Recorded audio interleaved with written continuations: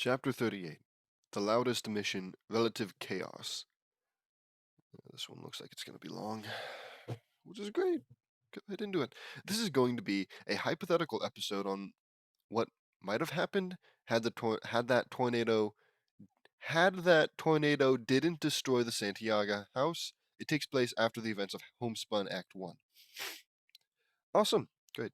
Episode begins with Vanzilla driving away. Meavery, Eddie Lincoln, Laney, and Laurie are driving to the Santiago house.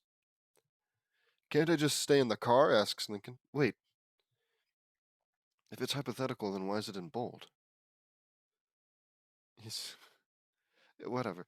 No, you're saying goodbye to your girlfriend in person, says Laurie. Ronnie Ann is my girlfriend, but we aren't that close like you and Bobby, and it's not goodbye. They're only going away for the weekend, says Lincoln. It might as well be forever. I don't know what I'll do without my Bobby Boo Boo Bear, says Laurie, taking her hands off the wheel and covering her face. Dangerous. Lincoln grabs hold of the wheel and steers. Laurie, get it together, woman. Oh, wow. Hold on tight, Lincoln. I add. Okay. The Santiago's residence. Laurie and Bobby are holding each other while crying. Here, babe. This is for you, says Bobby, taking out a hoodie with a cat dressed as a businessman. Oh, that's cool. I wore it all week under my uniform. Okay. A cat's meow sound is played.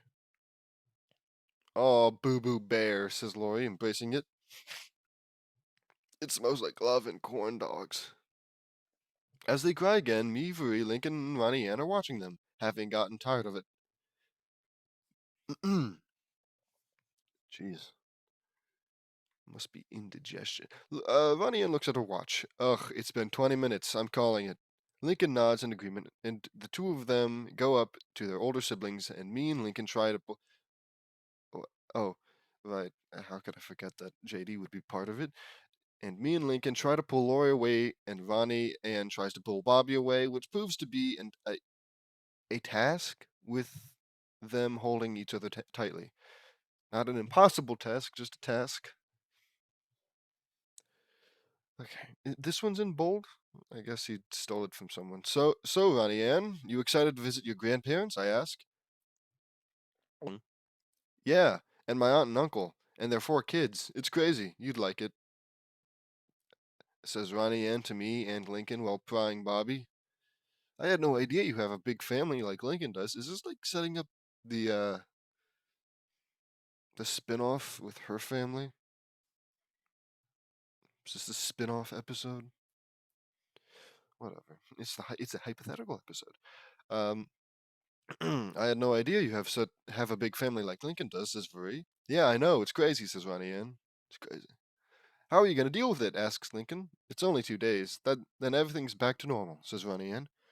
2 days, says Laurie, wailing. Oof, sorry. Okay, this is getting tiresome, says Eddie. Fuck you, Eddie. Let them be in love. Me, Eddie, Lincoln, and Ronnie Ann finally pry their older siblings apart. But as Lincoln is leaving while dragging Laurie, she sticks herself in the doorframe. Bobby, says Laurie, devastated. Laurie, says Bobby. Fuck. Wait, did I say that right? Bobby, says Laurie, devastated. Laurie, says Bobby, dejected. There. I'll think of you every minute, says Laurie. Every second, says Bobby. You know what? I think that's sweet. Maybe a little clingy, but still sweet. Lincoln pries out Laurie, and the oldest loud girl runs back to Vanzilla crying while Bobby looks out the window downtrodden. Woo! Whoo! Maybe is how that's supposed to be. I thought you would never pry those two apart, says Eddie. Yeah, but have a nice trip, Ronnie Ann, says Laney. I will, Laney. Of course, Laney's there. Yeah. Only 2 of them had to go. Laurie and Lincoln, because they're dating the Santiagos. But I'm glad Eddie and JD and Free and Laney and probably even uh shoot, I've already forgotten Lily. Probably Lily, maybe even Woody Woodpecker. I'm sure they're all in the van. I wonder if they'll ever expand the van, because obviously he literally had to just have Double D, magic the house into a bigger house over like the course of 10 minutes or some. I don't know how he did it. But they only have one car. I don't know, but as far as I can tell, the only car that's used is Vanzilla. Which, well, I guess if like half of them can fly now, if anything, it'd be less cramped. Whatever. I completely lost my spot.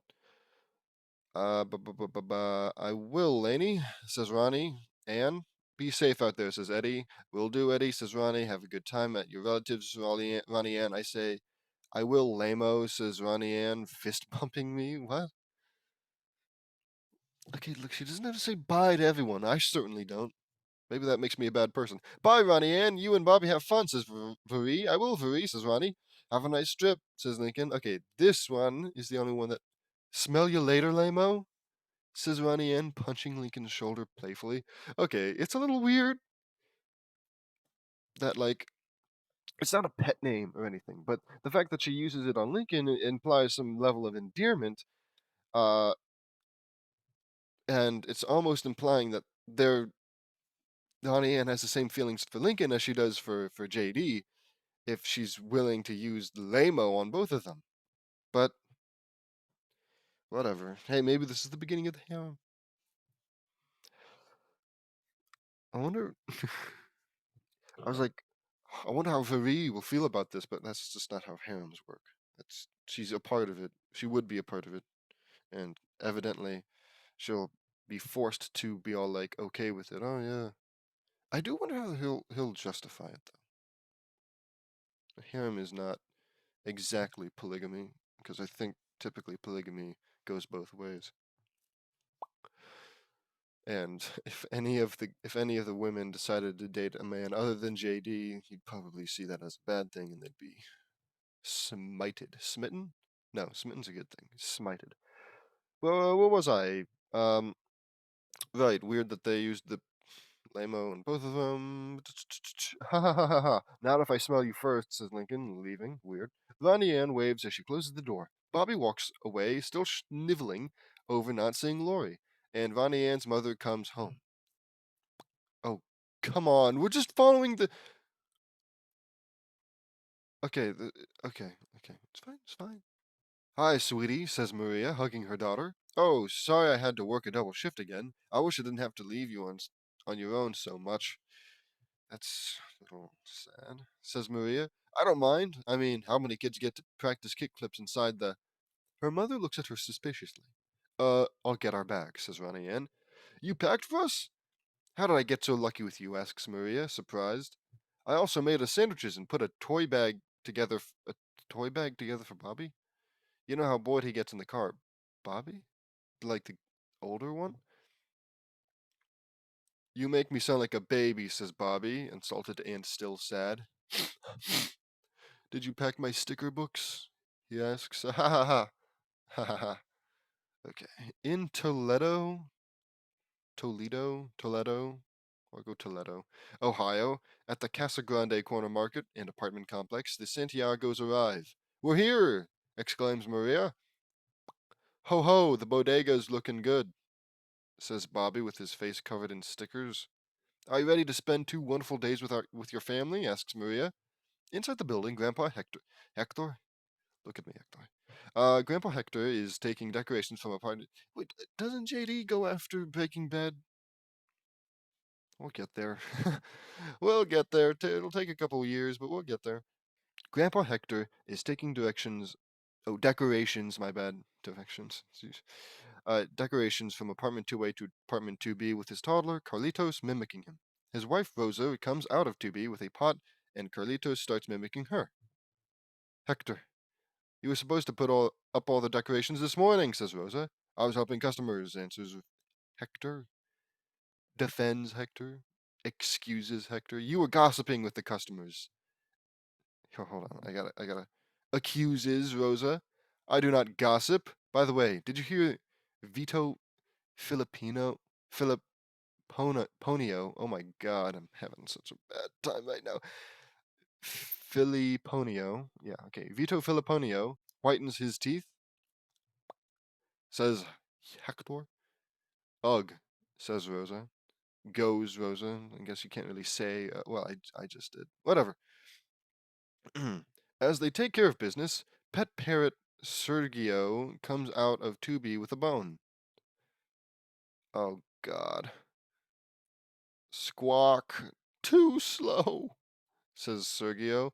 Big dog Lalo chases after the Berg. Sergio, give Lalo back his toys, says Rosa. Demands Rosa. Enter only daughter Carlota with her hair all frizzy. Carl, did you see all my hair product again? Did you use all my hair product again? Asks Carlota. Enter self-proclaimed stud. What? Stud? Okay. Carl.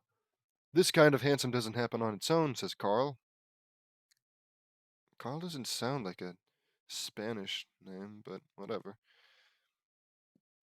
Carlota grabs. I do not like the way I have to say Carlota. It's like a girl version of Carl name. Of the Carl. Whatever. Carlota grabs Carl and starts rubbing his hair against hers. Stop it, you're smooshing the flare. Okay, says Carl. Their mother Frida takes a picture of them fighting. I love seeing my babies play so sweetly, says Frida, overjoyed. As she gets tears in her eyes and cries into the next apartment with Carlitos following and mimicking her. Okay.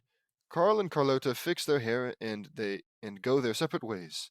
Even enter one more kid named CJ wearing a cape. I'm Super CJ. I hate this one already. Whoosh whoosh, says CJ, and as he pretends to fly while Carlitos mimics that. Okay. Enter the father, Carlos. Oh my God, they all start with C. Enter the father, Carlos. Okay, Super CJ, just watch where you're going, says Carlos, walking into a wall. Oof, whoopsie.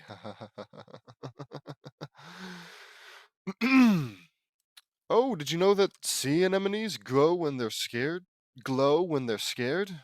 Says Carlos, reading from his book. Dad, it's the weekend. You're not supposed to be doing professor stuff, says Carlota. Oh, this isn't for work. It's just for fun, says Carlos. Fucking nerd. Nerd alert, squawks Sergio. Carlos, put this on the table for me, please, says Rosa, handing Carlos a casserole dish. While Carlos is too busy reading his book, Lalo eats up the casserole. Oh, the dog, right. Uh, which Carlitos imitates. CJ continues playing with his superhero game. Okay. Where should we put this? Asks Frida with a curtain. Everyone starts arguing about the arrangements. No, no, no, right there. Why did we wait so long to do this? They're gonna be here any second, say all the argue the Casagrandes. But Bobby, says CJ, seeing someone. The rest of the family gasps and CJ whooshes into Bobby's arms. CJ, says Bobby, catching CJ. Oof, how you doing, buddy? You grow any more and you're gonna have to carry me. Unlikely. The rest of the Casagrandes take the Santiago's luggage while Ronnie Ann is with Rosa. Oh, Mija. Hey, why didn't they come here when their house got destroyed, right? They clearly have family. Of course, um, you could argue that it's equally as cramped as the Loud House until the Loud House got its upgrade. But I'm so certain that JD was all like, "Oh yeah, you can stay at the Loud House," without actually knowing that Double D was currently in the process of making it bigger somehow. So I guess sure. I don't know how far away these Casagrandes are, so. But at the same time, how many? We've got what? CJ, we've got Carlitos, we got uh Carl, we got Carlota, we got Carlos, we got Rosa, we got Frida. 7. There might be another. Whatever. At least 7 people. I'd say max 10. And considering Who cares? I'm not good with numbers. Oh, Mija, I'm so happy. I get to have you for 2 whole days, says Rosa, pushing Ronnie Ann into her bosom. Ooh, okay. Yay, 2 whole days, says Ronnie Ann, unenthusiastic with a fake smile. What a bitch. At the Loud House, me, Marie, Eddie Lincoln. Oh, good. I I was missing. I was missing JD. I was so confused. Just even like a part of a story without JD? I feel like a lost kitten. Me, Marie, Eddie Lincoln, and the girls are all standing outside of Lori's room. Lori had been crying ever since we got back. Boy, I don't think I've ever seen or heard Lori cry this much. She's been in there for 2 hours. Do you think she'll ever get tired? I ask. Who knows, dude, responds Luna. The last time she was this upset, she stayed in her room for 2 days. Well, that's convenient, I guess, says Lynn. That girl has it bad for that guy. Nothing wrong with that, says Lola. I agree, Lola. Me and Joey never act like that, says Lainey. Then clearly you don't love each other. I'm glad I have Luann. You know how to always make me happy, says Eddie. Me too, Eddie. By the way, JD, where did they go? Asks Luann. They're going to see their grandparents, aunt and uncle, and their 4 cousins. Okay, there. 2 grandparents, probably. 2 for the aunt and uncle, and 4. So, actually, yeah, 10. No, 8. I'm an idiot. 8. We'll say 8.5 because of the pets. Ronnie Ann says it should be chaotic, kind of like this family, I say. Ha ha ha. How observant. Ronnie Ann has a big family like ours? That is totes cool, says Lenny. I hope Lori gets better soon, says Free. Well, I'm out, says Lincoln. Okay. I hope Lori and Bobby get back together soon. I don't know how much longer I can stand seeing Lori cry like this, I say. I wonder how they're doing now, says Wonders Free. Back at the Casa Grande building in Toledo. In the apartment, a door is jutting.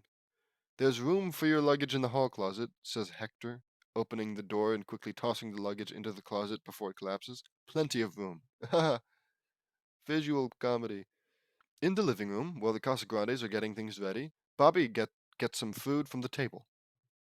Roberto, you're all bones and skin. Oh wait. Roberto, there. You're all bones and skin. I don't fucking why did I whatever. Run with it, says Rosa, adding more to Bobby's plate. Eat, eat. Bones and skin. Bobby turns around and sees the parrot, much to his shock. Sergio, says Bobby, shocked. You're still alive. Sergey, is it Sergio or Sergio? Whatever. Hisses at Bobby. Look at your little buddy. Looks like your little buddy missed you, says Ronnie Ann. Lalo pounces on Ronnie Ann and starts licking her. Lalo, get off me, says Ronnie Ann. Ha ha ha ha. Looks like your little buddy missed you too, says Bobby. Ronnie Ann gets Lalo off her and stands up with her hair sticking up from all that licking. Cool. Just then there's a knock at the door. Maria goes to answer it and opens the door to reveal 2 kids who look like me and Viri except they're dressed in Russian attire and taller. The boy has a black Russian fur cap, red shirt, and orange sweatpants, and the girl has a white Russian fur cap, dark green summer shirt, and a red skirt. Shit, I can't do Russian. I know da. I know da. Hey, do they even say hey guys? I can't imagine it. Hey guys, says the boy in a Russian accent. Hi, Johan. Hi, Varia. Like, why? At this point, just have it be JD and Vari. Is it Varia? Is it Varia? Who cares? Say all the Casagrandes. Indian accent? Oh God, no! I'm not even touching that. Hello, guys, says Varia. Who are they? Asks Ronnie Ann. Why? Of course, they're probably also fucking Mary Sue's. JD is eternal. JD is inevitable. Dear Lord, okay. That's Johan and his fiancee, Varia. I'll say Varia, it's easier. Johan moved into the neighborhood in the apartment next to ours a few months ago, and he's been coming over ever since. He had his family moved here from Russia.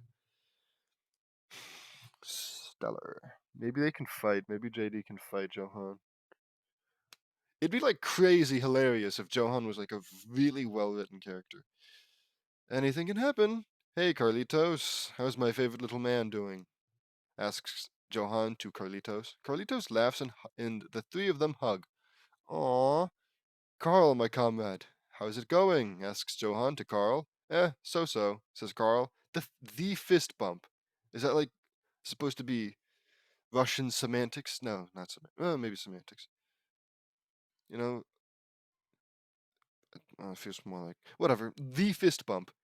Johan, Varia, I missed you, says CJ. CJ gives Johan and Varia a big hug and lets them go. You're going strong, CJ, says Johan. You'll have to carry us if you. It's just so strange, right? Is Varia an Indian mermaid? And if so, how in the fuck did they ever come into contact? I guess with mermaid sense, assuming Johan is the same. I hope. I really do hope. Maybe he's got something cooler like vampire sense. Yeah, that'd be cool. Yeah. CJ gives Johan and Via a big hug and they let him go. You're going stronger, CJ. You'll have to carry us if you keep growing. You fucking stole that. You said you'll have to carry us if you keep growing. That's literally what Bobby said. Except you said it worse. Knockoff Veri. I'm sorry, but what the hell? How did Bobby say it? Oof, you're getting bigger. If you get any bigger, you'll have to be the one who carries me. Something like that. It was little clever, and it made sense because he literally was carrying CJ, who jumped into his arms at the time. You don't just go up to somebody and say, "Wow, you're getting pretty big. You'll have to carry me." Almost implying like it's a necessity, like it needs to happen. Okay. Excuse me. Zvat Zdravs what? ZDRAV. Zdravstvute. Oh my god, I cannot say this. Zdravstvute. Or maybe not te, just whatever. Carlota, how's my favorite fashion designer girlfriend doing? Asks Johan. What? What? Oh, I am fantastic now that you're here, says Carlotta.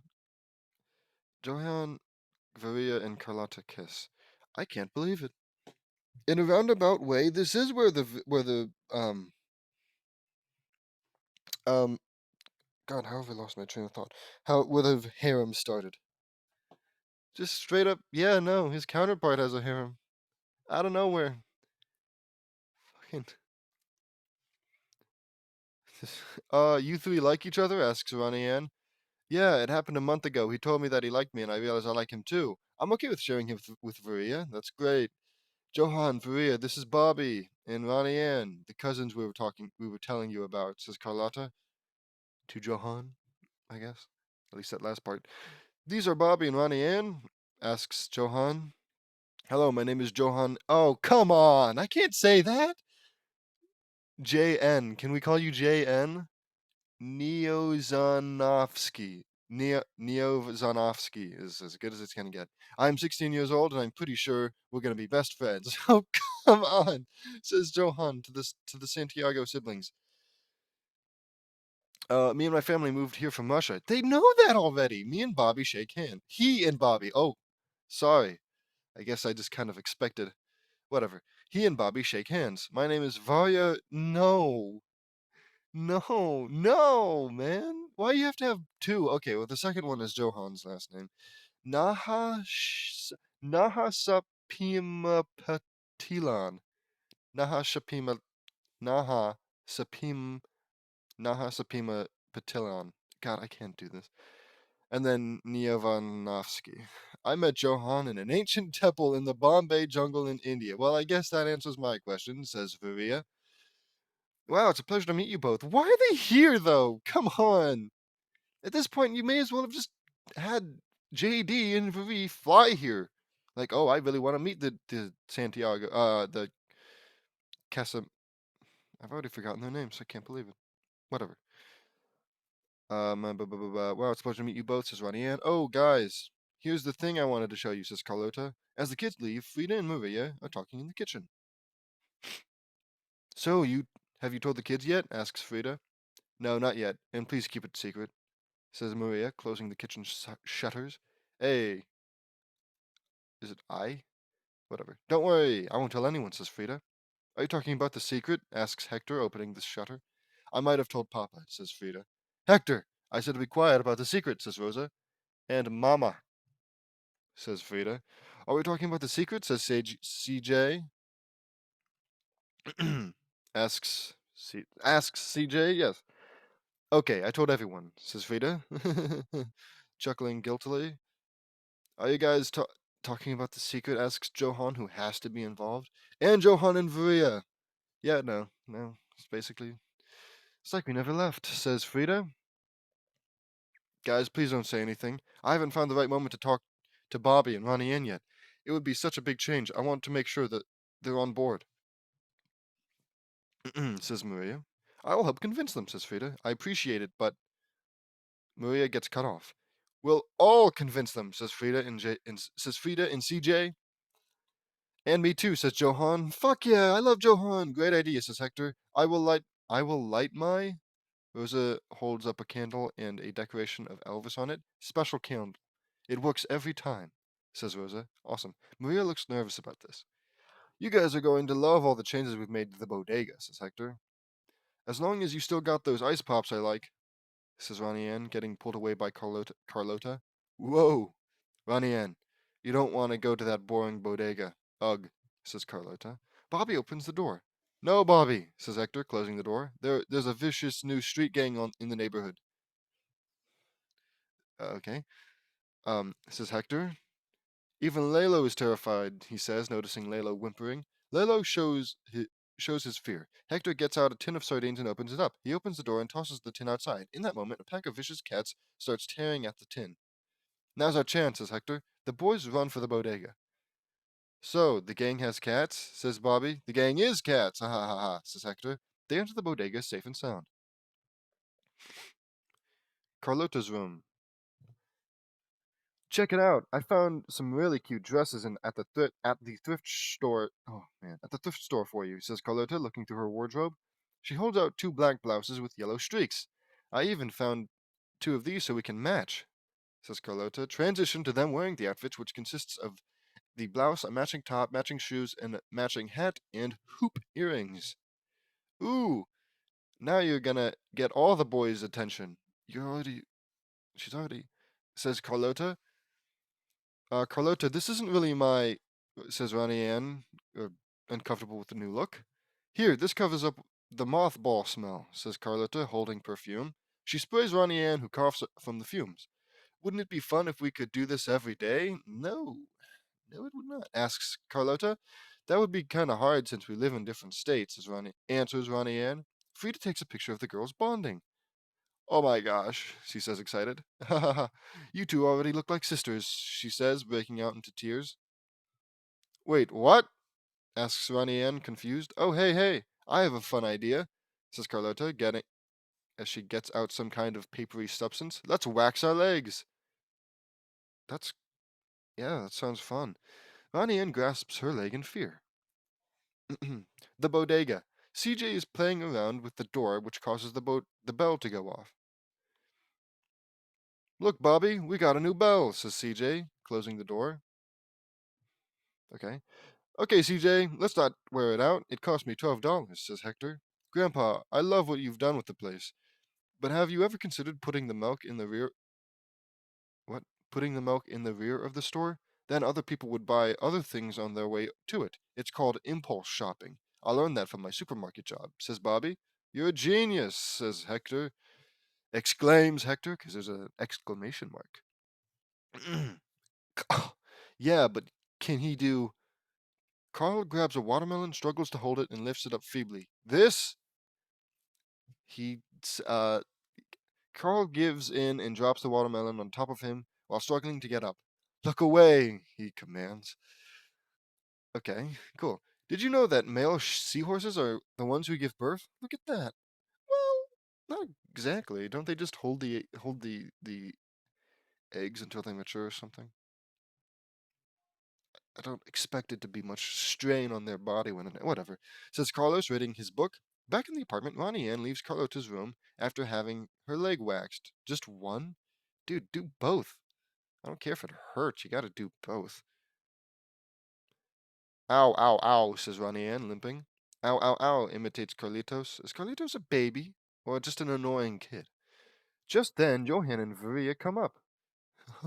Hello, Ronnie Ann. Listen, now that we're going to be new comrades, we need to show you something, says Johan. Buck. What? Asks Ronnie Ann. Come, we will show you, answers Johan. Johan and Varia, my bad, drag Ronnie Ann to Johan's apartment and up to his attic. Dude, you're going to get fucking martyred. Behold, says Johan. I've been saying it as Johan, haven't I? Johan makes more sense, I think. Ronnie saw in amazement a miniature wood-carved replica diorama of the city of Moscow, Russia, with buildings from all over Russia's history, and it had a model train set in it. Wow. You're so impressive, Johan. So, wow, wow, says Ronnie Ann. It took me 3 months, some landscaping, and almost all the tables we had. But I finished it, and this was the end result. So, what do you think? Asks Johan. Wow, this is ... neat, says Ronnie Ann. Come on, let's go play with it. Okay. Are these things typically played with? Whatever. Anyways, come on, let's go play with it. Sorry. I guess I'm not very, this isn't a very attention, exciting, interesting chapter. It's basically starting over. Anyways, Johan drags Ronnie Ann and the three start playing. Later, Johan and Varia are happily playing with the trains while Ronnie Ann looks uninterested. This was so awesome. Wouldn't it be great if we could do this every day? Asks Johan. Yeah, it sure would, but it would be kind of hard since we're going back in 2 days. Now I gotta go back to my apartment, says Ronnie Ann. Ronnie Ann leaves, but doesn't notice the stairs. Watch out for the... says Ronnie Ann. Says Johan. Ronnie Ann trips and falls down the stairs and lands with a thud. Stairs, says Johan. Finishes Johan. Boom. Done. Ow, says Ronnie Ann weakly. Why was that in there? That was all added by JD. But, anyways, uh, I don't know. Just little strange, needless violence, needless pain. Whatever. Ronnie Ann goes to the kitchen in the apartment through the back window, limping. Ow, ow, ow, says Ronnie Ann, limping. Ow, ow, ow, imitates Carlitos. Shh, Carlitos. I'm just getting a snack. We don't want Grandma to find out, says Ronnie Ann from the kitchen window. Shh, says Carlitos. Ronnie Ann closes the kitchen shutters, opens the fridge, and gets an apple. Oh no, we don't want Grandma to find out that you're eating healthy. But when she closes the fridge, Rosa suddenly appears as if Lucy would. Oh, wow. Reference. Aha, says Rosa. Ah, screams Ronnie Ann, startled. I always know when someone in my house is hungry, says Rosa. Rosa sits Ronnie Ann down at the table for food. I think I'm falling apart inside. But says Ronnie Ann. Sit, says Ronnie Ann, says Rosa. Dear God. Sitting Ronnie Ann down, putting out the kitchenware and some food for her granddaughter. Don't you wish Grandma could cook for you every day? Asks Rosa. It'd be great, but by the time it got to Royal Woods, it would be a little cold. Oh, that's what you mean. Like I guess she'd ship it over. Why doesn't Rosa come live with you guys then? Whatever. It'd be great, but it'd be cold. What?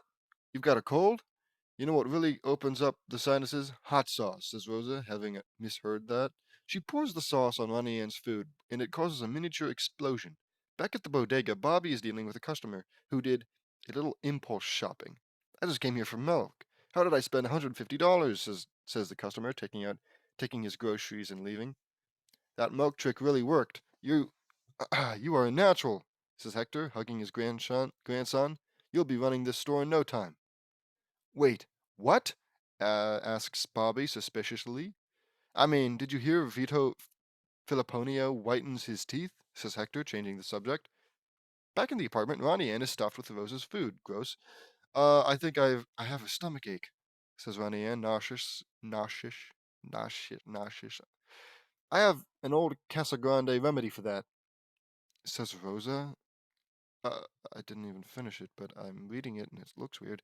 Lick your finger, says Rosa, licking her finger, and then put it in your belly button? Okay. No, that's gross. I'm suddenly feeling better, says Ronnie Ann, not wanting that, and puts her sweater down. Ronnie Ann, calls Carlota, coming into the living room. I just had another great idea. Let's pierce your ears. I thought you had earrings on. Hoop earrings, right? Whatever. Let's pierce your ears, she says, holding out.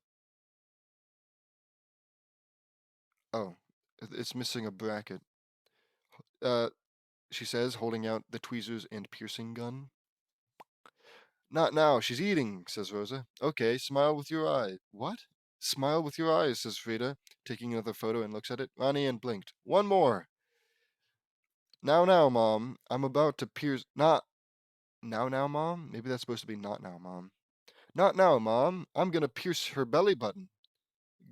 Uh, Gross. Belly button piercings don't make sense to me. Most piercings don't. Um, Wait, you said ears, says Ronnie Ann. She's not done eating, says Rosa. I only need 2 seconds. Come on, says Frida. While the Casa Grande ladies are arguing, Ronnie Ann ducks out and goes to the sofa to relax. She opens a magazine and sighs with relief. Showtime, squawks Sergio. The Casa Grande suddenly arrive and sit down. What's happening? Asks Ronnie Ann. Ooh, our show's on. The Dreamboat, says Carlota. Isn't that the same? Yeah. This is Lori's favorite show, and so it's mine, too, says Bobby, joining in. Next on the Dreamboat, who will Karen send overboard tonight? Asks the announcer. Brock, Bryant, and Blaine are showcased. Ugh, I hope it's Brock. He has no style, says Carlota. Everyone starts arguing over the statement. Frida takes a picture of the argument. Oh, sweetie, wouldn't it be nice if we could do this every day? Asks Frida to Ronnie Ann. Asks Frida of Ronnie Ann? No. Why does everyone keep saying that? Asks Ronnie Ann. Lalo jumps onto the sofa and Ronnie Ann, while the others in the sofa have made room for the big dog. I have to go to the bathroom, says Ronnie Ann, pulling herself free from Lalo and goes. This one is so long. I'm dying over here.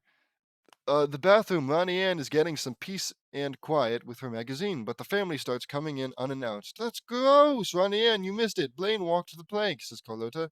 Good riddance to him, says Johan, who is still there. How much do you love the show? Asks Frida. Who do you think Karen will pick tomorrow night? Asks Johan. It better be Brock, says Hector. He doesn't deserve her, says Bobby. They all start arguing again. Later that night, Ronnie Ann is sleeping in the guest bed with Maria, who tosses and turns on her. Ronnie Ann grabs her pillow and goes to sleep on the sofa. Finally, oh wait, finally, some peace and quiet, says Ronnie Ann. At that moment, a train sounds its horn and passes by the building, leaving a loud sound. What great writing! And some rattling in the apartment. Ronnie Ann sighs and tries to get some sleep, but the cat gang starts meowing, and she shuts the windows and to shut the noise up. But then she finds Layla has taken the sofa while she was up. Okay, you got this. I must be brave. Really, Lalo? Asks Ronnie Ann, irritated. She tries to push him off to no avail. She takes her pillow, finds Bobby sleeping in an awkward position on his bed, opens the closet, gets piled underneath the junk, goes to the bathroom to sleep in the bathtub, and opens up the curtain to find Sergio, who squawks at her and startles her. I'm naked, says Sergio. Sergio, whatever. Ronnie Ann closes the bathtub curtain, goes under the table, and sighs as she goes to sleep. The next morning, another train goes by, and everyone's having breakfast. This weekend's gone by so fast. I'm really gonna miss everybody, says Bobby. Ronnie Ann smiles that at least she'll be going home soon. Nuh-uh, says CJ. Yes, huh, CJ. I'm gonna miss you, says Bobby. Nuh-uh, 'cause you're not leaving here. Mom said so. As a secret, says CJ. You bitch. Wait, we're not leaving? Mom, what is CJ talking about? Asks Ronnie Ann, baffled.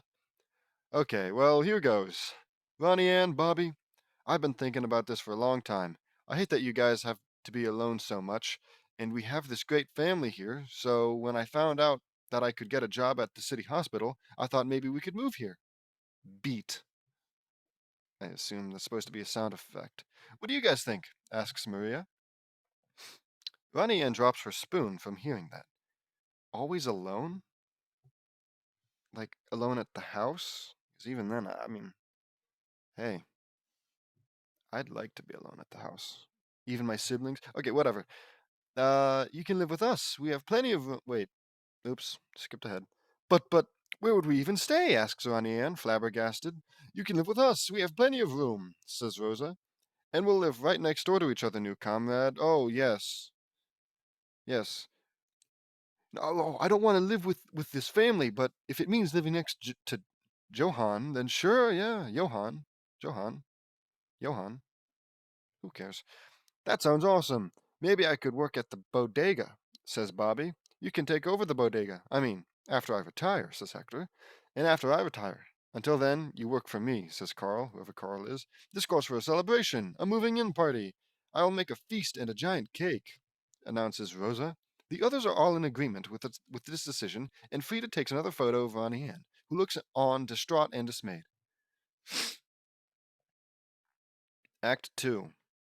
That's the first time he's used like an act format. He didn't even start off with Act 1, though, did he? He didn't. Oh, okay. I see. I guess technically. Uh, you're what? Me, Vary, Eddie, and Lincoln all say, shocked from hearing the news. We're talking to Ronnie Ann on video chat. Believe me, it's not my idea, says Ronnie Ann. Well, did you tell your family you don't want to? I ask. Because I'm the most important. They're not going to listen to me. It's 10 against 1, says Ronnie Ann. I've been there before, says Lincoln. Ha ha ha, me too. We tried several. What do you mean, me too? You don't have 10 siblings. Fucking idiot. Me too. We tried several times. Tried what? Whatever. We tried several times, I say. Yeah, it never worked, says Vuri. Yep, been there, done that, says Eddie, who whatever. Well, don't worry. You've called the right person, says Lincoln. I know. Put Roy on, says Ronnie Ann. We're disappointed he's not the one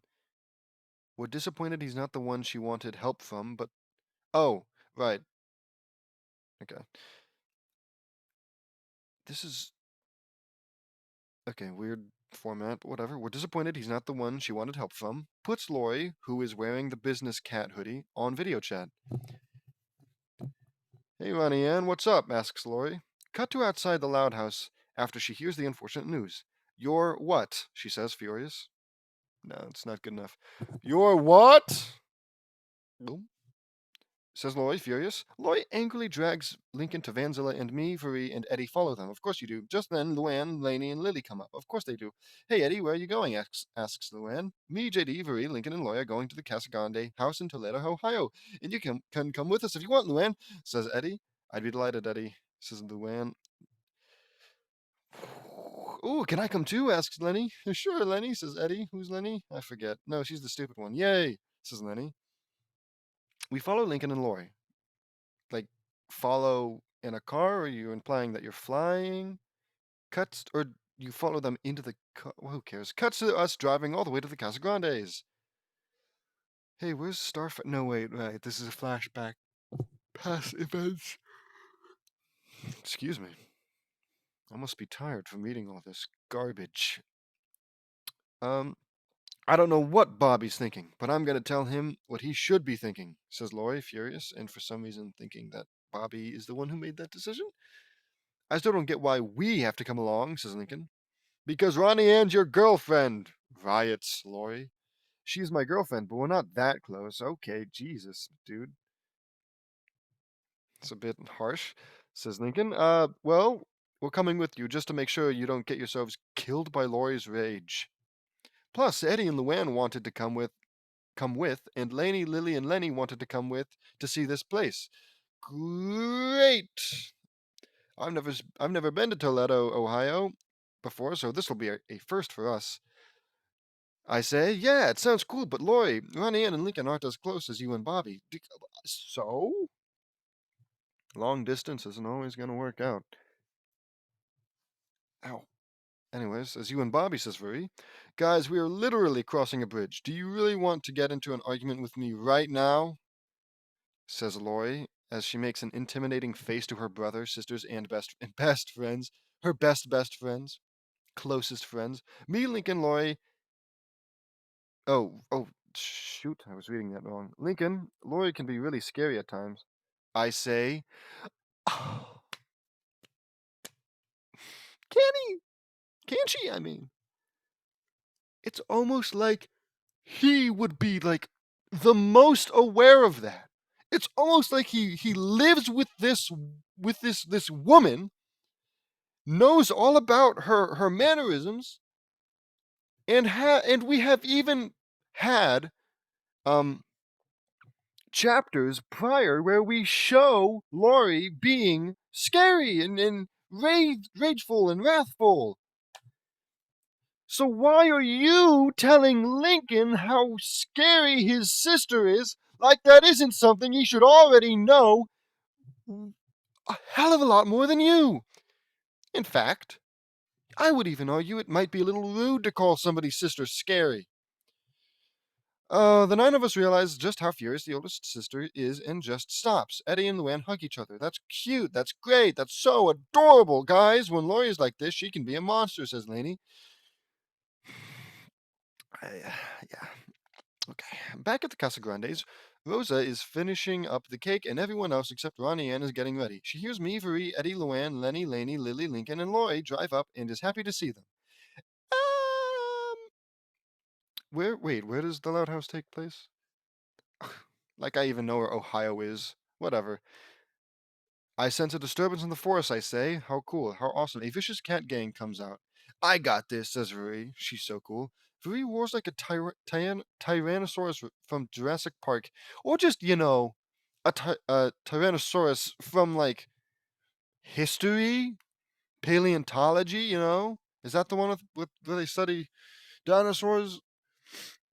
I hate to burst your bubble here, JD, but Jurassic Park didn't invent the Tyrannosaurus Rex.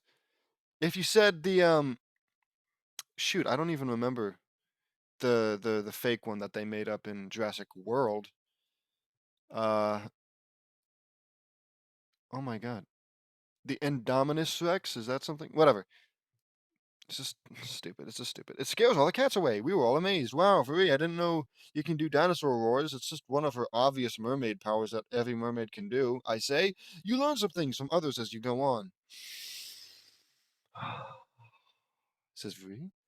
Oh, I wonder who that could be. I'll just let them in, says Ronnie Ann, acting. She presses a buzzer, and here's the nine of us knock and lets us in. Did you guys know there's a vicious gang of cats trying to get in here? Asks Lincoln, coming in. Laylo whimpers in fear. Carl notices Laurie and pretends to have done a lot of one-armed push-ups. What? Oh, okay, I guess it's another character that simps over Laurie. Great, because that's what we need. Notices Laurie and pretends to have done a bunch of one-armed push-ups. 5,000, he feigns. Oh, how embarrassing. I didn't see you guys walk in, he says after seeing Laurie. Anyway, this is Laurie, Bobby's girlfriend, says Ronnie Ann, ignoring Carl. And this is Lincoln, she says, hearing that last part upsets Carl. Sometimes I don't know how to read these, in like what order. Your boyfriend? Exclaims Frida, excited and taking a photo of them. Lincoln and Ronnie Ann start sweating nervously. They're close, but not as close as Bobby and Laurie. Wow, okay, JD. You don't just go up and say that to anybody. How the fuck would you know, alright?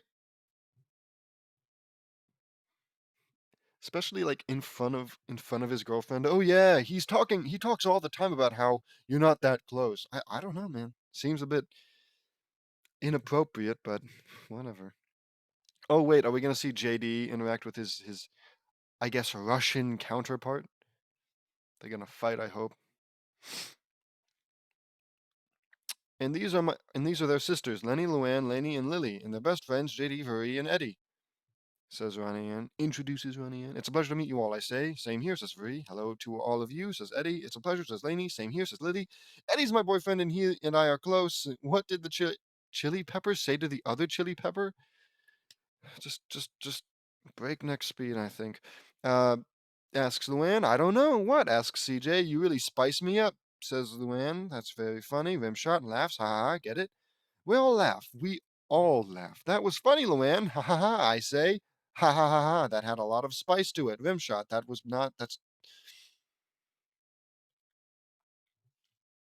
has a lot of spice to it. What does that mean though? Like what does that mean? Right? Spice can mean like a few things. It was very hot. It was very spicy as in like salacious, romantic, I guess. Or I guess in this instance, he's just kind of forced spice into meaning funny. I don't know. I don't know. I don't know. Because, like, the joke, as bad as it is, well, I almost sound like I'm defending it. The joke is bad, and you really spice me up. There's nothing spicy about that other than the fact that it uses the word spice. It's not like some kind of joke version of a spicy food. It's not like, oh, wow, how inappropriate. Oh, man, I love it, I love it. Tell you what, I'll stop reading when I find an actually good joke. Like, entirely. Nah, that's a joke. But if it does happen, maybe I'll cut the recording. That'll be weird. Okay, what was I? The chili pepper, blah blah blah blah. That was funny. Had a lot of spice to it. Ha ha ha. Good one, says Ruby. This is my mom's brother, Carlos, his wife Frida, their kids Carlota, CJ, Carl, and Carlitos, and my grandma and grandpa. Oh, and that's Johan and his fiancee Veria. Veria. They live next door, says Ronnie Ann, introducing the Casagrandes to the Louds. Anyway, Laura, you must really miss Bobby. He's in the bodega. Let's go. Ronnie Ann takes Lori to the bodega, leaving Lincoln with the rest of the family. Kids, after such a long drive, you must be famished, says Rosa. Why not, I say. I could eat, says Lincoln. I'm starving, says Eddie. Me too, says Marie. Same here, says Luann. I'm hungry too, says Laney. And Lily isn't fucking there! Or maybe she's just not.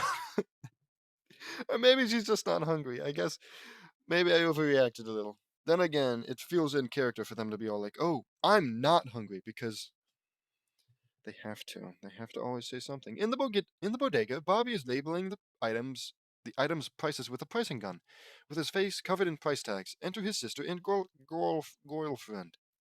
Bobby, look, it's your beautiful devoted girlfriend. She came all this way to see you, says Ronnie Ann, leaving the two of them alone. Wow, babe, this is the best day ever. First I get a sticker gun, and now you're here, says Bobby. Bobby, what is all this about you moving away? Asks Lori in a serious tone. I know it may seem like a shock, but don't worry. I have everything figured out. My grandpa said I could work in the bodega with him, and this place is really rad. Let me show you around. You're gonna love where I put the milk. Hey, that's kind of funny. Just like random, oh yeah, you're gonna love where I put the milk. I guess that's what Bobby is. He's a lovable goofball. Too bad, that wasn't actually JD's writing.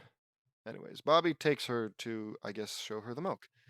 But, stammers Lori as over his talking, and she gets pulled into the tour. Lori now has price tags on her face. What do you mean you didn't convince him? Asks Ronnie Ann. He talked about the bodega for 40 minutes until the beef jerky guy showed up, and at that point, I had literally reached my limit, says Lori. We need to do something to get Bobby's attention, says Ronnie Ann, sighing and pondering. There, sigh. Flashback to her wearing those outfits with Carlota. Oh, now you're gonna get all the boys' attention, says Carlota. Weird name. And flashback. I know. Ronnie Ann grabs and pulls Lori's arm. What is with this family and the arm pulling? Asks Lori. We have just finished Rosa's food and are feeling bloated. Boy, Miss Rosa, you make really good food, and the spiciness was mucho delicioso and muy caliente. He's so eloquently spoken and cultured. Anyways, muy caliente, I say, satisfied. Gracias, says Rosa. De nada, I say. I didn't know you speak Spanish, JD. He probably doesn't, says Lincoln. I know some words, but not the full language in its entirety. I say. I'm full, says Marie, satisfied. Boy, that was delicious, says Luann. You said it, Luann, says Eddie. I don't think I've ever had good food like this, says Nanny. Me too, says Lily. Oh, so Lily did eat. So that actually proves my point. Why is she the only one who didn't say, oh yeah, I'm hungry, I could eat? I think I ate too much, says Lincoln, patting his belly and groaning nauseously. Enter CJ acting like a pirate. Hey, Lincoln, want to play pirates? Asks CJ. Oh, I'd love to play pirates, CJ, but I have a stomach ache, says Lincoln. I can take care of that, says Rosa, licking her finger and putting it in Lincoln's belly button. Oh. Well, I guess I can't blame JD for that. That's just weird, man. That's just weird. What are you? Lincoln gets cut off, suddenly feeling better. Oh, let's do this, he says to CJ, and they start playing, and he starts playing with CJ. On guard. Wow, that's an ingenious method that almost definitely doesn't work, I say. The two start playing while me, Veri, Eddie, Luann, Lenny, Laney, and Lily look at them. What? Aw, me and Veri say. Veri and I, whatever. Just then, Carlota, Johan, and Varia come up. They do look cute, don't they, says Carlota. Yes, they do, I say. You must be Lenny and Veri, says Carlota. Yes, yeah, that's us. I love your outfit. It is totes chic. Is it chic? I don't know, chic. I'll just say chic. Says Lenny. It is beautiful, says Veri. Thanks. Your dresses look totes fabs too, says Carlota. Thank you, says Veri. Oh, you're too kind, says Lenny. The three girls giggle and run to Carlota's room. Me and Johan just stand there. Ah, what a woman. Me and Johan. Johan? You know what? Johan sounds more Russian, and he's supposed to be Russian, anyways. Me and Johan say in unison. Unison? Unison. Unison. Really? Dear God, I might be dyslexic. We look at each other. You're dating her? No, we're getting married to her, and we're getting married to her. Wouldn't they both say, I'm getting married to her in 10 years? Whatever, whatever. Allow me to properly introduce myself. My name is Johan. I'm 16 years old, says Johan. Oh, well, I'm JD. I'm 15 years old. Oh, I say. We shake hands. You like Russia? Asks Johan. I've done a lot of history reports on Russia, and I went there when I was 11. I say. Neat, then come with me, says Johan. Johan takes me to his apartment. Meanwhile, Carlota, Veri, and Lenny are trying on outfits when suddenly. When suddenly Rani and Lori come in. Hey, where's Varia? You know, Johan's fiance, who I guess he's also getting married to in 10 years. Stupid. Why are you gonna wait till you're 26 and 25? You could probably get married like at 20 if you really expect that you love him that much. Or 18. I can understand wanting to wait until you're an adult, but still. Whatever. Ronnie and Lori come in. Oh, hi, Lori, says Lenny. Hey, Lori, says Veri. Carlotta, I need you to do a makeover, says Ronnie Ann. Woo! Finally! We'll start by throwing out all of these clothes, says Carlotta, cheering as she tugs on her cousin's clothes. I usually donate, but nobody's going to want these. Not me, her, says Ronnie Ann, referring to Lori. Lori waves to Carlotta. Oh, see, I didn't mean that. You have just a really unique look. It's sort of rugged, yet Carlotta gets cut off. Dude, move on, says Ronnie Ann, irritated and fed up. Meanwhile, Johann is taking me up to his attic. I wouldn't trust him. Okay, here we are, says Johann. I look and gasp. It's his Moscow train set. Awesomeness! Awesomeness, I say in awe. So you want to play with it? Asks Johann. Heck yeah, I do, I say. In the bodega, while Bobby is stocking some of the food, Carl takes a peanut out of his pocket and hits Bobby with it. Bobby turns and Carl whistles casually. As Bobby walks off, Lori comes in with an all new look, which catches Carl's eye. Vavavoom, bonita chiquita? Forget about Bobby. You're too beautiful for him. You're a 10. He's a 4. Dude, that's beating mean. Okay. You're a 10. He's a 4, says Carl, infatuated on a stool. You're very cute, but I really need to talk to Bobby, says Lori. Ah, playing hard to get? Challenge accepted. You will be the gazelle, I will be the puma, says Carl, as he roars playfully and then trips over the store, knocking over the flour and covering Lori in it. Okay. Whoa, babe, are you okay? Asks Bobby, noticing the mess. I'm gonna have to charge you for that flour. Lori looks annoyed by that. We need a new plan, and fast, says Ronnie Ann, pounding her fist on the table. But what? Asks Lori. A promo for the Drum Boat finale comes on. Tune in tonight for the finale of the Dream Boat. I guess, okay, Dram Boat. I guess he uh, misspelled that. It's supposed to be Dreamboat. The Dreamboat. Can Bryant keep hope afloat with his one-on-one dingy date? Yeah, with Karen, or will it be man overboard? Asks the announcer. It's not dingy. No, it's dingy. Dingy is some kind of boat. I think. I don't know. Dingy date. Squawks Sergio. Sergio. This gives Lori and Ronnie Ann an idea. On the rooftop, Lori, dressed in a sailor getup, brings a blindfolded Bobby up and he takes the blindfold off. What is this going to accomplish? What is Bobby going to be all like, oh yeah, now I'm going to go convince my mom to take us home? The person you should be convincing is the mother. Whatever. And he takes the blindfold off. Ta-da, says Lori, showing him a replica of the dinghy date. A one-on-one dinghy date, sort of. Wow, just like the dreamboat. It's so romantic, babe, says Bobby. I know, because we're so romantic. I mean, we literally have such a great connection, don't you think?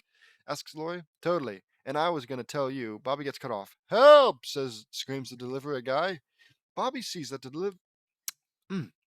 that the delivery guy's cargo is being attacked by the cat gang. Oh, my mangoes. My mangoes? I don't know. It's supposed to be Spanish, maybe? Or, no. The family span, whatever. Says the delivery guy, my mango guy's in trouble. I'm sorry, babe. Bodega business calls, says Bobby. He leaves and Lori sighs with disappointment. Ronnie Ann and Lori sneak into her grandparents' room. You keep an eye out for my grandma, says Ronnie Ann, checking under the bed and finds a case. It's a gun. She's got cures and potions. Potions? For everything. There must be something for clueless boyfriends. Hmm. Lanian holds up a bottle and a heart-shaped valve. This looks interesting. Later, they have a cookie with Bobby's name on it, and Lanian dabs the love potion on it with a heart-shaped smoke cloud coming out.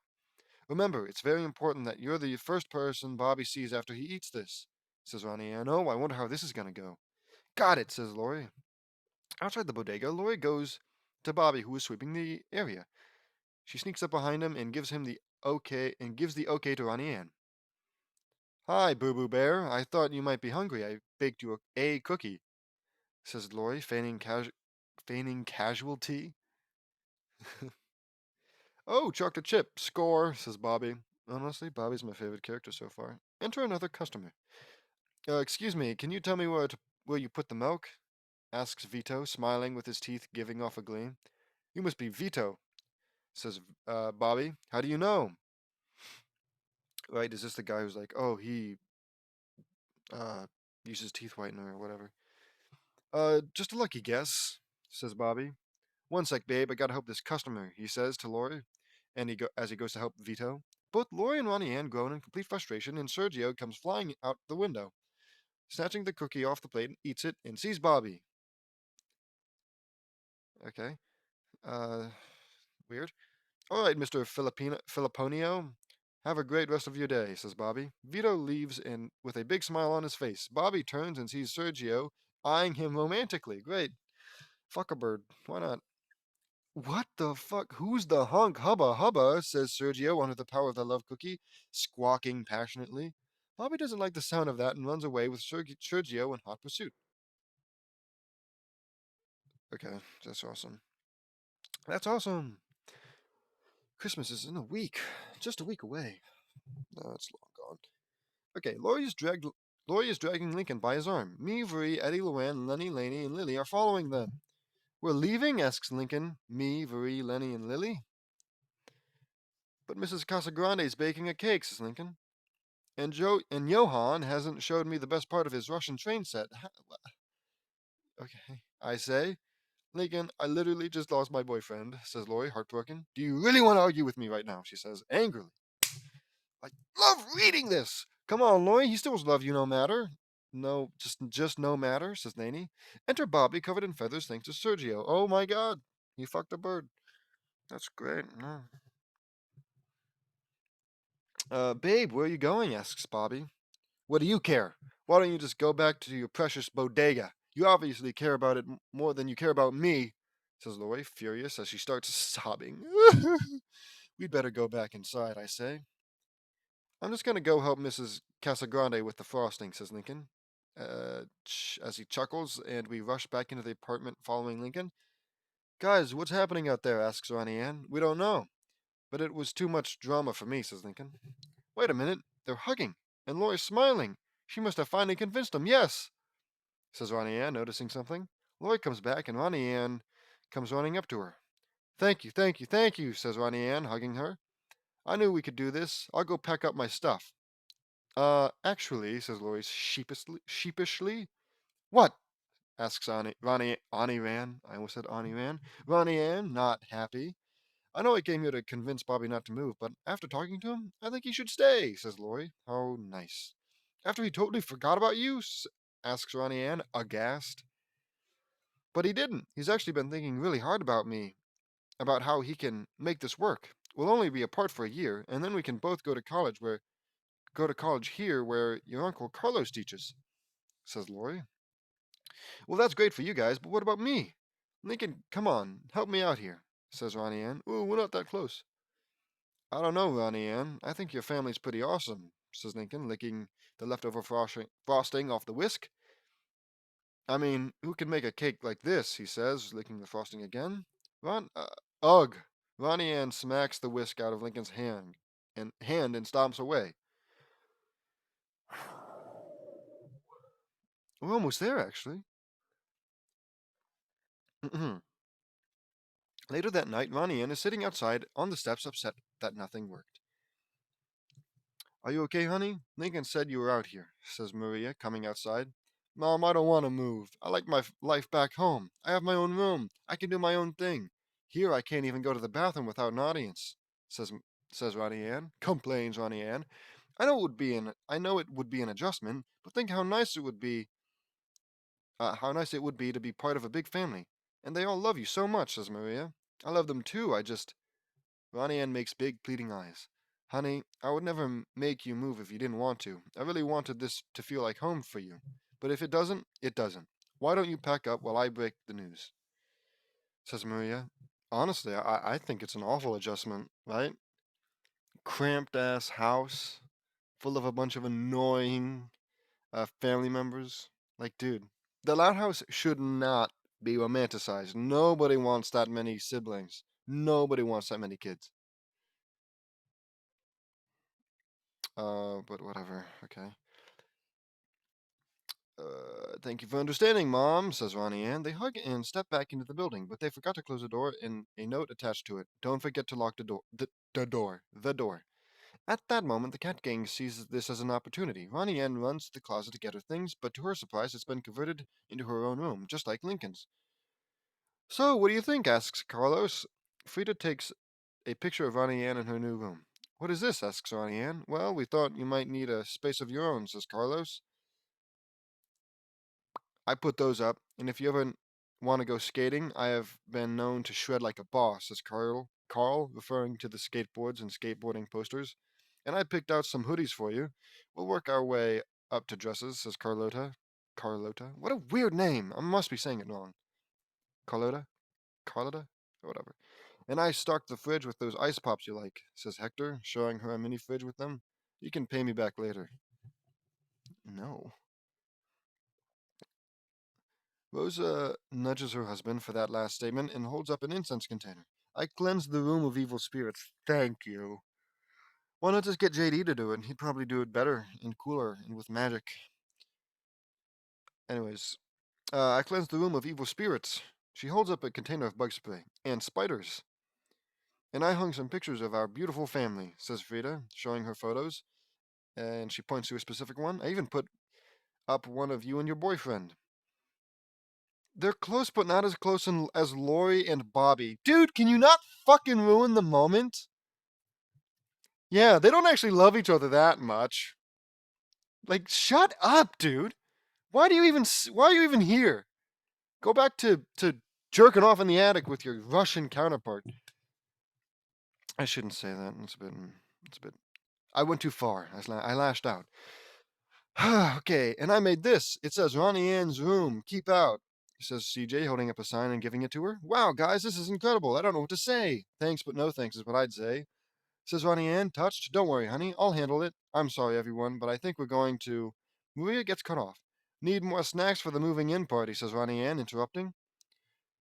There are not enough snacks. I'm so embarrassed, says Rosa, screaming in panic. The others, me, Marie, Eddie, Luann, Lenny, Laney, Lily, Lincoln, and Lori, go to help with the snacks while Maria and Ronnie Ann stay behind. So, you want to stay? Asks Maria. Ronnie Ann nods. What changed your mind? A stupid, shitty ass, small ass closet room.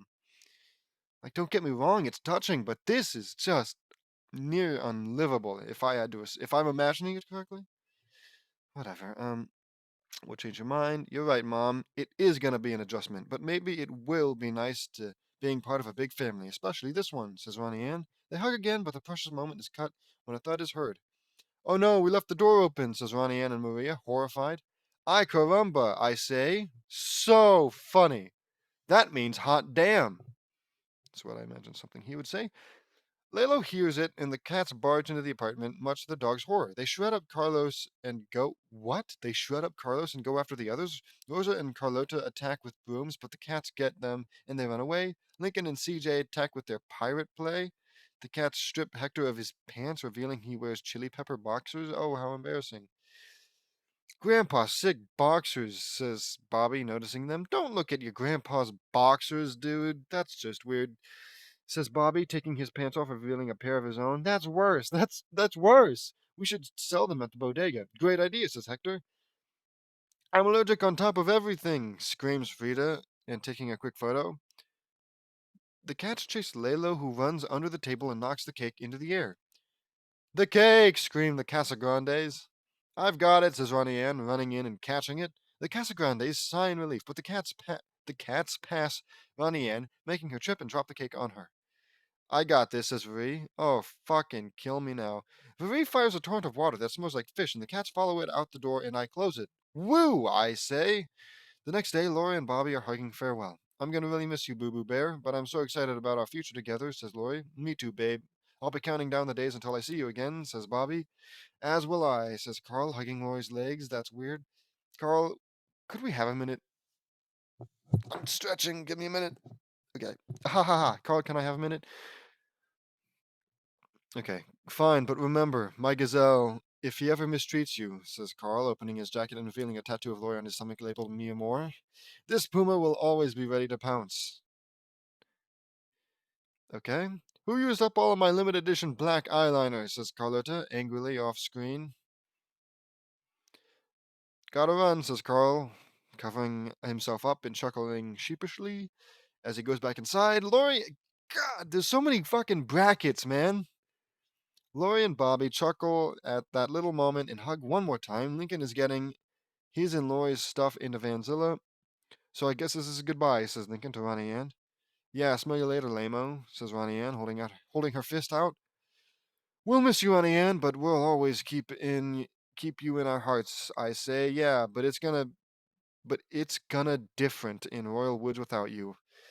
Thank God, this is just a hypothetical. What would we do without the fucking I don't even know their last name. Whatever. Anyways, where was I? Yeah, but it was fun, says Eddie. I agree, says Luann. It was awesome with you, says Lainey. Yeah, we'll miss you, says Lily. Why did they even come? They didn't fucking do anything. I'm gonna miss you all, says Ronnie Ann. Maybe you'll come back to us one day for a visit. We would all like that, I say. Me too, says Lincoln. Totes, says Lenny. Lincoln flinches at the possible punch, and then Lonnie Ann hugs him instead, and he hugs her back. That's so sweet. Whoa, you've never hugged me before, says Lincoln. Don't get used to it, says Ronnie Ann.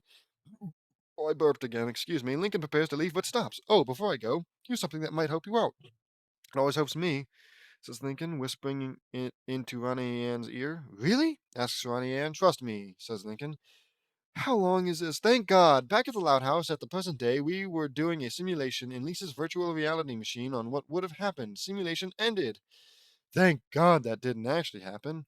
I'm glad that was a simulation, not the real thing, I say. I know, but I'm glad that my family is moving into a house across the street from you, and Johann and Varia are with them too as roommate families. What? What? Wait, what? I'm glad that my family is moving into a house across the street from you, and Johann and Varia are with them too as roommate families. Me too, Ronnie, and now we're next door neighbors. Thanks. Wait, so, like, the family from the simulation, who I assume are real people, for some strange fucking reason decided to move across the street from the Loud House? Or are we talking about Ronnie Ann's family finally getting their own house back? House to themselves?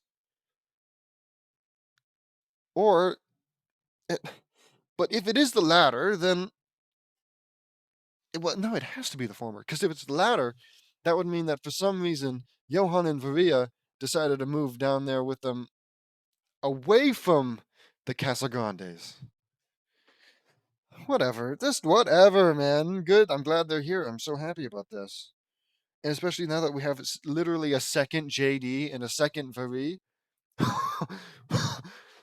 Fingers crossed he forgets about him like he forgets about Woody and the other Eds and whatnot. Dear God. Okay. Me too, Auntie Anne, and we're next door neighbors. Thank you for letting us use your virtual reality simulator, Lisa, I say. My pleasure, JD, says Lisa. This turned out to be an amazing experience. Not only are the Casagrandes and the Santiagos next door neighbors, of course. Okay, so it's the former. But also, Johann and Varia now live with them, and this is the beginning of a beautiful friendship, right, Johann? Johann appears and puts his hand on my shoulder. Right, comrade, says Johann. Das Vidania. Uh, Das Vidania. Das Vidania. Me and Johann say to the viewers, the end, another fanfiction complete. I wanted to do a hypothetical episode on what would have happened had the Santiago house not been destroyed by the tornado and homespun. Also, it doesn't tell us where the Casagrande building is located in the show or what city and state it's a part of, so we had to use our imagination. I made this into a simulation episode to provide the hypothetical view. I know Johann is not a Russian name, so maybe it is pronounced Johann then. But I thought it would be cool, of course. This proved to be as big a challenge as Brawl in the Family. See you next time. So, wait, are you implying that in this reality, in this timeline, the Santiaga's house was destroyed by the tornado, and that for some reason meant that they weren't gonna move to the Casagrandes, but in the timeline where it didn't get destroyed and they had a perfectly good house, they decided, yes, we will move to the Casagrandes.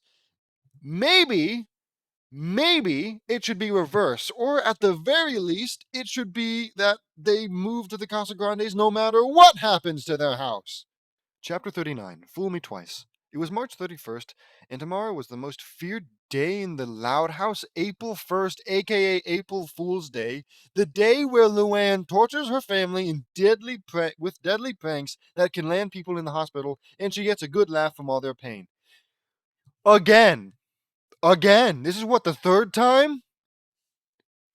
How many Christmas episodes have we had? How many Christmas chapters? How many Halloween chapters? Well, we've had one. We've had one Halloween chapter. Jesus, but April Fool's Day? Everybody loves April Fool's Day more than they love Christmas, I guess. Jesus. Okay, a bus stops in the middle of a street and Lincoln comes out wearing a coat, a hat, and a glasses with a fake mustache. He then hides behind a dumpster, then in a tree, which he accidentally falls out of, and then he rides a scooter to a local highway. Caw, caw, says Lincoln, making a bird call. Meavery, the Eds, Woody, Jesse, and the Loud family, Sans Shannon, whatever, and Luann appear out of our hiding places in our disguises. What about, the Teen Titans? Have we already forgotten about them? What animal does Mary have? Asks Lynn Sr. slowly and with an affected deep voice. A lamb with the fleece as white with the fleece as white as snow, answers Lincoln, also with an affected voice. Everyone sans Lincoln, sighs in relief, and they remove their disguises. Oh, good. It's really you, son. Are you sure Luann didn't follow you? Asks Lynn Sr. Definitely. I took 4 different buses. Plus, I've got Clyde doing some surveillance on her, says Lincoln. At Sunset Canyon Retirement Home, Luann is entertaining the elders, with Clyde disguised an elder monitoring Luann. The typos are strong with this one. Great, now let's get down to business. April Fool's Day is tomorrow, and we still don't have a plan to stop Luann from breaking our butts off. So who's got an idea? Asks Lynn Sr. Oh, Bobby said we could hide in the basement of the bodega. We just have to. What? What? We just have to watch out for rat traps and the asbestos. After we moved to the Casa Grande apartment building, here we had everything set up. Okay, so I guess they moved the bodega as well. Why not? Fuck yeah, awesome. I'm tired. Just give me one more day. Just give me one more day. I'm not asking for a week. I'm not asking for a month. Okay. Uh, you're really selling it, honey. You're really selling it, honey, says Rita, unimpressed. Right, because of the rat traps and asbestos. Asbestos. Asbestos is poisonous insulation, and it can destroy you, I say. I guess it's definitely one way to do it. I'd say maybe it could cause, like, uh, lung problems, circulatory problem. No, not circulatory. Wait, yes? No, circulatory is the heart and all the veins. Respiratory illness, whatever. I had no idea that my girlfriend can cause all sorts of deadly pranks like this, says Eddie. How?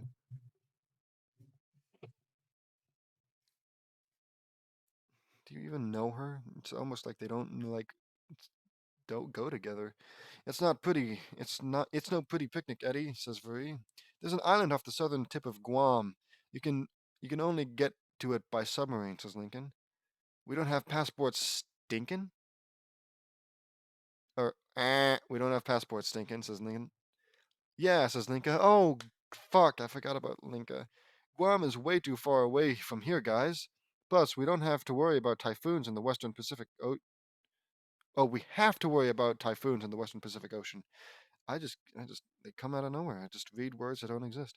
I say, pending some grant money, I could build a ship that could take us to Europa, one of Jupiter's moons, says Lisa. That's way too risky, says Vuri.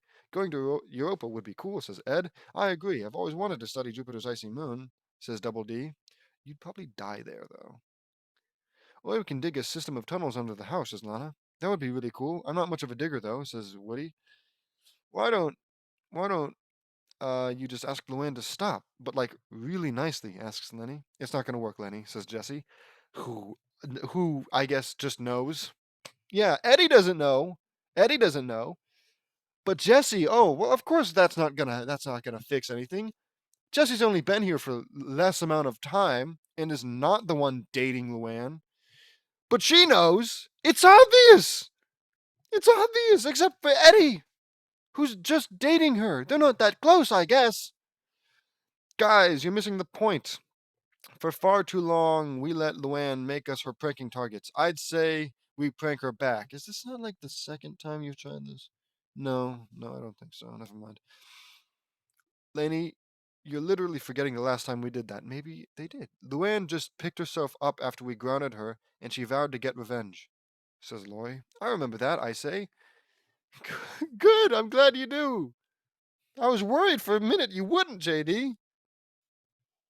The sign of perhaps maybe you're not as perfect as you are. Whatever, I know, but maybe it will be different this time. I've been doing some planning since last year, says Laney, holding up some blueprints. Okay, so the boxing gloves will go here, then the raccoons will burst out through the bathtub, then we. Laney, please. Nothing we do will ever stop Luann. Maybe it's hopeless, says Lynn Sr. No, it will never be hopeless as long as we work together, says Lily. A movie producer appears. Excuse me, do you folks mind? We're trying to shoot a movie here, says the producer. Oh, sorry, sir, I say. The family walk away. Yeah, guys, out of the shot, says Lola, as Lola poses. Okay, I'm ready for my close up.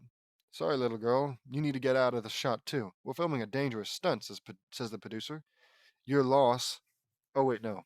Ugh, your loss, says Lola. She walks away as well. And action, says the director. A man in a red suit and matching motorcycle come crashing through a boarded window on a high-speed chase and leaps over an area full of police cars with an explosion following suit. He crash lands to the ground. Cut! Yells the director. The man recovers from the crash and removes his helmet. His appearance is similar to Lynn Sr.'s. Man, that guy can really take a beating, says Lynn. He looks just like Dad, says Lenny. Too bad I can't just hire him to take all of Luann's pranks for me, says Lynn Sr. Everyone stares at Lynn Sr. I wasn't being serious, says Lynn Sr.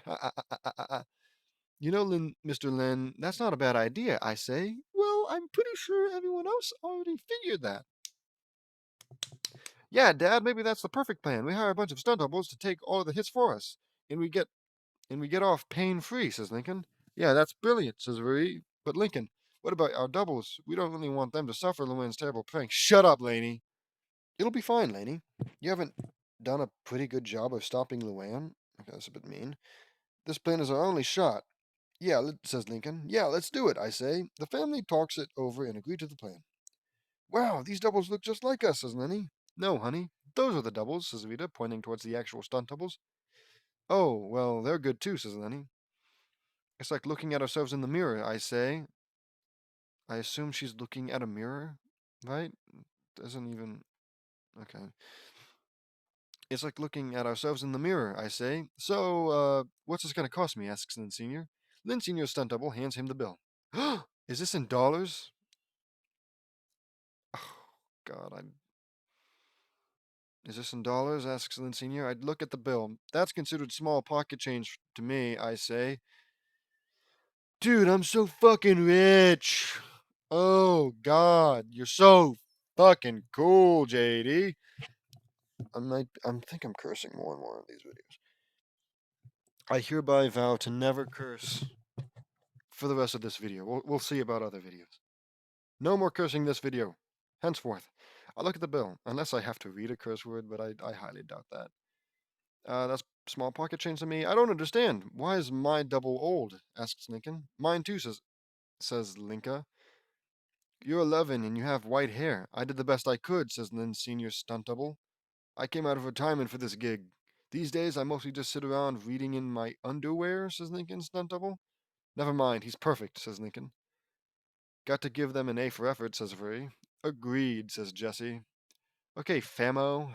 Now that everyone's got a double, it's time to teach them how to look and act just like us. We gotta work fast. Luann gets home at 5. And if she finds the house empty, Lynn Sr. looks at his double. Are you picking up on this? I talk with my hands. Big hand talker right here, says Lynn Sr. Cool. Later, the Loud family are teaching the doubles what to do and how to act like them. Really get that mud up in your face. Don't be afraid to eat a little, says Lana. I like eating mud. It's great.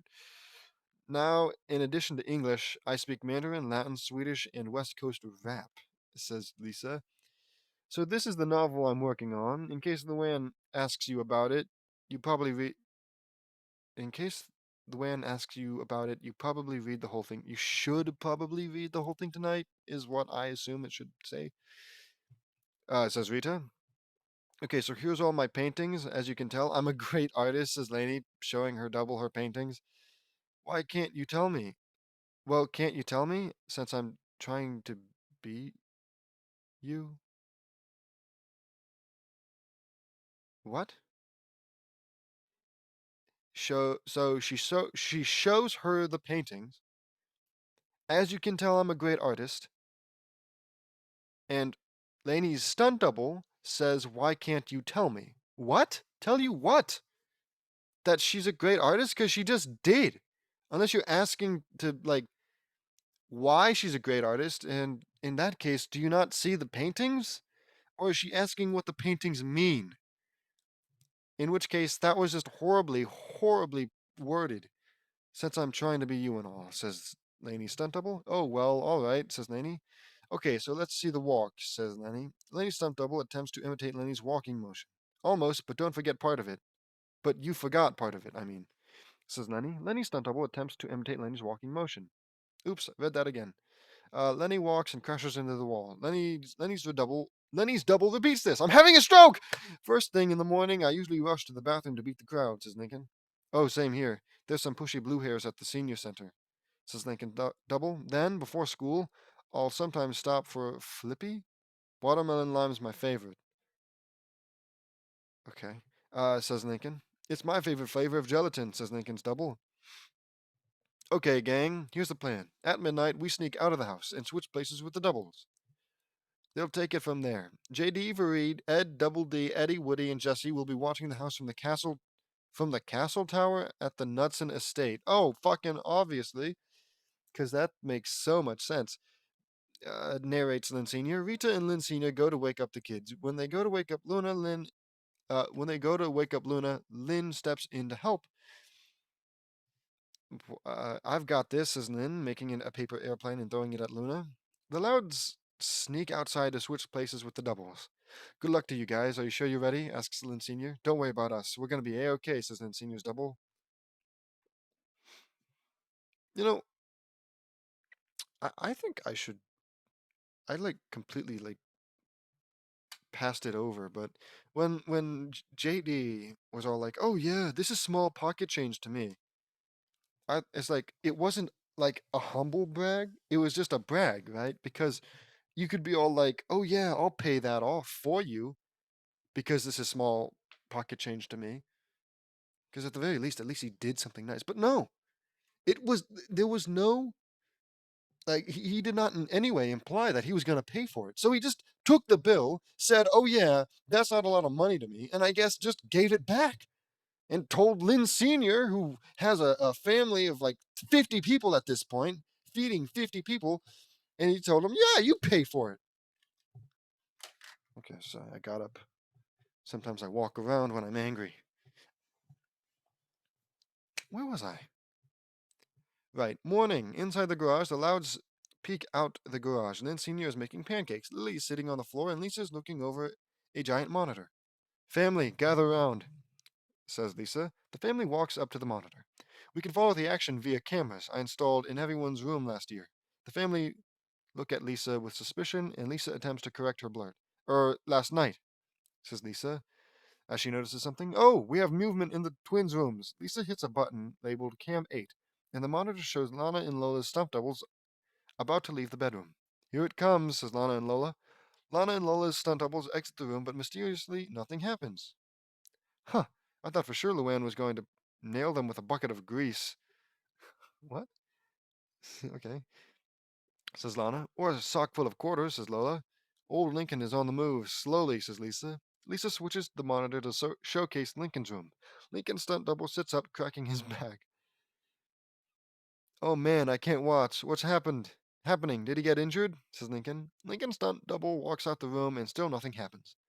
Well, he did hurt his back, but it seems unrelated, says Rita. What's the dealio? Why aren't they getting pranked? Asks Luna, suspicious. Why are they leaving the house? Why? And why are they leaving the house? Asks Lucy. Nutch and Watchdog to Loudbirds over, I say on the radio. Then Senior picks up the walkie-talkie. Loudbird Senior here, over. So then, Senior, something is not right. Your doubles aren't being pranked. I can see them going out of the house, over, I say. On the monitor, each of the stump doubles is seen leaving the house. Realizing something, the family gasps and quickly rush to the garage door and peek out the windows, seeing the doubles head off in different directions. What the heck? I paid good money for them to get their butts pranked off, says Lynn Sr., peeved. Rita has a sudden realization.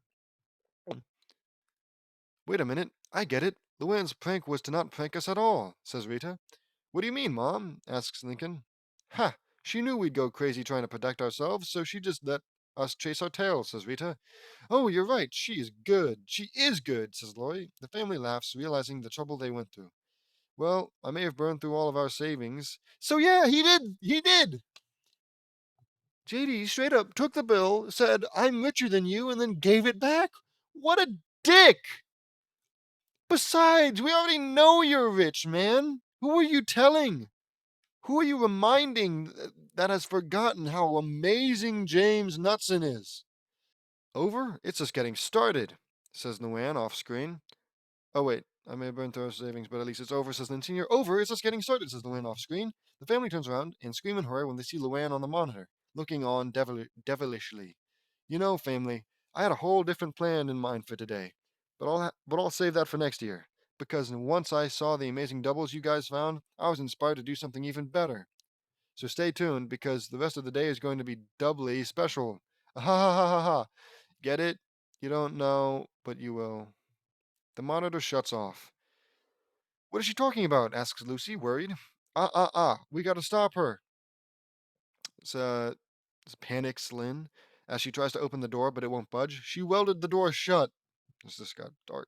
Lincoln and Lana try the windows. Use your super strength or your superpowers, dude. But they won't budge. And the windows, says Lana. I'll try the garage door. Who's got the remote? Asks Lori. Oh, Luann does. She's outside, says Lenny, peeking out the garage door. The family rush to the garage door and peek out the windows. They scream in horror upon seeing Luann in the garage with the garage remote. Luann, on her jester's chair, turns around, revealing to have Cliff on her lap. Don't look at me. Look at the monitors. I put cameras everywhere so you can enjoy the view. Ta-ta, says Luann. Luann tries to roll away, but she gets stuck. What the? The chair won't budge. Well, this is embarrassing, says Luann. So is this, says Laney's stunt double as she throws a pie at Luann's face. Laney's stunt double? Wait, Laney's stunt double question mark? What is that supposed to mean? Who cares? Splat. Whoa, we got some action, guys, I say. Laney's double nailed her good, says Eddie. She sure did, says Marie. What is she gonna do? Asks Ed. Let's watch and see, says Woody. Fun! No, it's great. Everybody has a little bit of dialogue that they have to add in. It's so fun to read and where was I? What is Laney Stuntable doing? Asks Lynn Senior. You? But I thought I sent you to Joey's house. What? Okay. I thought I sent you to Joey's house, says Luann. Luann gets off her chair, but she slips on a banana peel and down the garage road. What? She slips on a banana peel and down the garage road just as a truck full of trampolines passed by. She bounced off one and landed by the front door. A truck full of trampolines. That's unusual, says Marie. Yeah, says Jessie. But it was convenient for her, says I say.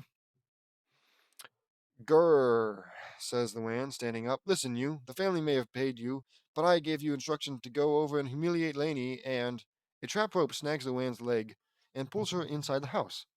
Double D switched to the monitors, and we saw Luann getting hit by numerous pranks.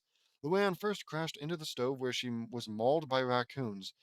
Then a punching glove punched Luann into the basement, and she landed in a bunch of pies. Then a rope pulled her back upstairs and into the living room where she got stuck on sticky flypaper. Then she was pulled upstairs where she got pelted by flour, garbage, rotten eggs, and dust from the vacuum and sprayed by a skunk. We all laughed as we witnessed this through the monitors as Luann was being pelted and pulverized by other pranks off screen. She landed back on her chair, completely bruised, gooped, tattered, skunked, and shocked. Laney's stunt double question mark grabbed the remote and opened the garage door. Me, Marie, Woody, Jussie, and the Eds and the Louds came out and cheered. That was awesome, I say. Luann sure got a taste of her own medicine, says Marie. That was amazing. I can't believe that Laney's double is such a pranking genius. Says Lincoln. Me neither. She is awesome, says Jessie. Is Laney's stunt double gonna become freaking mainstay? Are we getting another fudging character? Oh, man. That was close. It may have even counted. But still, another fudging character in the form of Laney's stunt double? How can we ever thank you, stranger that looks like our daughter? Asks Lynn Sr. No thanks needed, Dad, says Laney's stunt double. Oh, it was Laney the whole time. Thank God. Honestly, I would prefer that. I would prefer that. Okay. No thanks needed, Dad, says Laney's stunt double, question mark. Okay, you can stop pretending now, says Lynn Sr. Who's pretending? Asks Laney, as she wipes off the freckles, revealing it was her. We all gasped. Laney?